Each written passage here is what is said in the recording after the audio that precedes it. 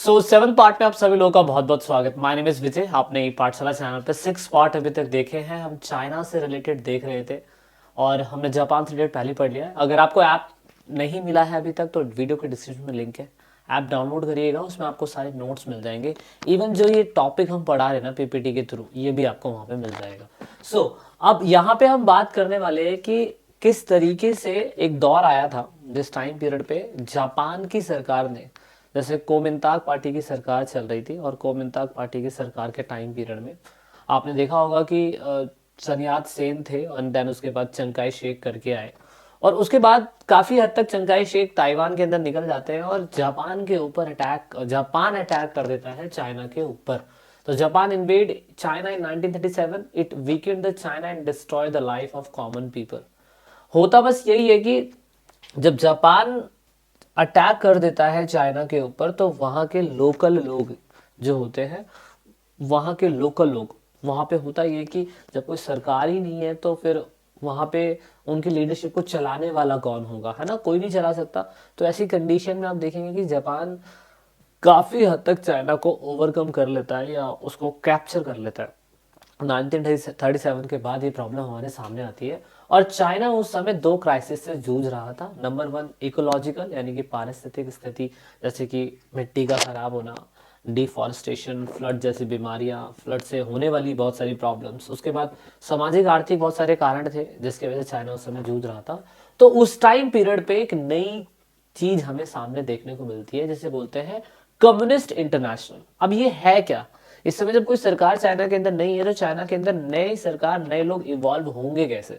तो 1919 में अगर आप देखो तो रशिया ने एक आइडियोलॉजी अडॉप्ट करी थी। आपको पता होगा कोल्ड वॉर की शुरुआत हो रही थी और कोल्ड वॉर के टाइम पीरियड में क्लास 12th में आपको ज्यादा अच्छा जानने को मिलेगा। कोल्ड वॉर के टाइम पीरियड में आप देखोगे कि पूरी की पूरी दुनिया दो हिस्सों में बढ़ चुकी थी। एक तरफ कैपिटलिस्ट यानी कि यूएसए, एक तरफ कम्युनिस्ट यानी कि रशिया, यूएसएसआर जैसे बोलते थे। तो उन्होंने ना एक पूरी तरीके से एक पूरे दुनिया को प्रभावित करने के लिए कम्युनिस्ट आइडियोलॉजी को प्रमोट करा और इसे थर्ड इंटरनेशनल का नाम दिया। थर्ड इंटरनेशनल बोल लीजिए या कोमिंटर्न बोल लीजिए, कोमिंटर्न करके कुछ भी हो सकता है ये। अब ऐसी सिचुएशन जब हमें देखने को मिली ना, तो इस सिचुएशन पे हम ये देखेंगे कि यहाँ पे चाइना को एक कह सकता हूं कि डूबती हुई नैया को सहारा मिला। तो कम्युनिस्ट इंटरनेशनल बोल लीजिए या कॉमन टर्म बोल लीजिए, जैसे तृतीय इंटरनेशनल 1921 से 1943 के बीच में चला।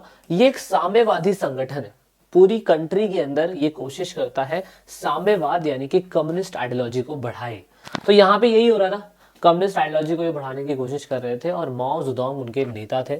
और माओ जेडोंग ने उस टाइम पीरियड पे कम्युनिस्ट पार्टी ऑफ चाइना बनाई, एक पार्टी बनाई, क्योंकि कोमिंताक पार्टी सरकार जो है सही तरीके से काम नहीं कर रही है और कोमिंताक पार्टी जो है अब पूरी तरीके से खत्म होने की कगार पे है। सो दैट इज वाई यहाँ पे माओ जो है एक डिफरेंट मेथड अडॉप्ट करते हैं, रेवोल्यूशनरी मेथड प्रोग्राम चलाते हैं, जहां पर कोमिंताक पार्टी की सरकार किसानों पे फोकस नहीं कर रही थी, वहां पर अब ये सरकार किसानों के ऊपर फोकस करना चालू कर देती है। तो ऑफ कोर्स जब किसानों के ऊपर फोकस करना चालू करेगी और जापान जो है वो चाइना को कैप्चर करने की कोशिश कर रहा है तो जापान को निकालने की भी कोशिश करेगी। तो इस कंडीशन में माओ जेडोंग जो है एक प्रोग्राम चलाते हैं। क्या प्रोग्राम चलाते हैं, कहां से शुरू करते हैं? जिंग जिंगिश करके एक जगह है, जिंगिश, देखो आपको यहाँ दिखाई दे रहा होगा जिंगिस। तो एक अपनी खुद की आर्मी बनाते हैं ये तो कोमिंताक के हमले से बचने के लिए 1928 से 1933 के बीच में जिंगिश में एक डेरा डालते हैं और अपनी खुद की आर्मी बनाते हैं। और जापान के लोगों ने जितना कैप्चर करा हुआ है, peasant Soviet was formed, land were confiscated and redistributed among the peasant, and then he stopped purchase sale of marriage contract and simplifies divorce। अब इन्होंने क्या करा, इन्होंने उस टाइम पीरियड पे एक तो कोमिंताक पार्टी चल नहीं रही है, दूसरा कोमिंताक पार्टी इनके ऊपर अटैक भी कर सकती है क्योंकि उनकी अच्छी खासी आर्मी है, तीसरी प्रॉब्लम जापान चाइना के ऊपर अटैक करके बैठा हुआ है, उसे भी खत्म करना है। तो इन्होंने किसानों का इस्तेमाल करके, उनकी मदद से, किसानों का इस्तेमाल करके उनकी मदद से आप देखोगे कि इन्होंने क्या करा, उनकी मदद से इन्होंने सभी लोगों को इकट्ठा करा और जिनशाई करके एक जगह है चाइना के अंदर, वहां से अपनी आर्मी बनाई और आर्मी के लोगों को निकल पड़े लेके, और ऐसी कंडीशन में इसको क्या कहा गया, इसको लॉन्ग मार्च मूवमेंट कहा गया। तो आप देख सकते हो, देखो यहाँ पे माओ जुदोंग, उसके बाद जू एन लाई, जू दी, है ना, और ऐसे बहुत सारे नाम है, डैंग शियोपिन भी इसके बाद में जाके लीडर बनते, चंकाई शेक तो थे ही, है ना।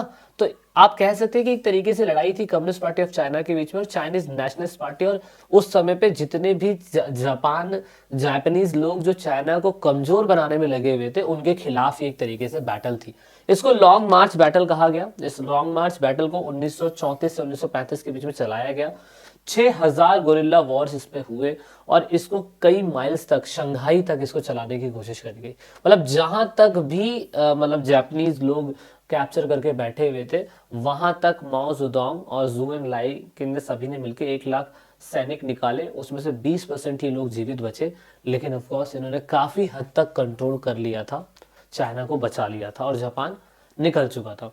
तो इस तरीके से मेन बात क्या थी, भूमि सुधार ठीक हो गया, लैंड रिफॉर्म्स हो गए, जो फॉरेन लोग जो जापान से, मतलब जापानीज लोग जो चाइना पे अटैक कर रहे थे, वो खत्म हो गए, वो यहाँ से निकल गए। और उसके बाद यहाँ पे कम्युनिस्ट जो है वो स्ट्रांग हो गया, कोमिंताक जो है वो कमजोर पड़ गए।